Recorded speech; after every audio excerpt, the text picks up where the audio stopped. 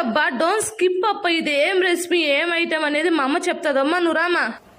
Bread హల్వాకి కావాల్సిన items అండి: దోస గింజ, జీడిపప్పు, పిస్తా పప్పు, కుంకుమ పువ్వ, ఎలాచి. నెక్స్ట్ ఏంటంటే బ్రెడ్ తీసుకొని గీరేసుకొని దాన్ని కాల్చుకోవాలండి, ఇరువైపులా కాల్చుకోవాలి. పొయ్యి వెలిగించుకొని కడాయి పెట్టుకోవాలండి. కడాయి పెట్టుకొని దీంట్లో మిల్క్, పాలు వేసుకోవాలి. పాలు వేసుకొని దాంట్లో ఈ బ్రెడ్లు ఇట్లా నానపెట్టాలండి. కొంచెం సేపు అది వేడి పట్టాలి. వేడి పట్టినాక ఇది బ్రెడ్ అనేది మెత్తబడిపోతుంది.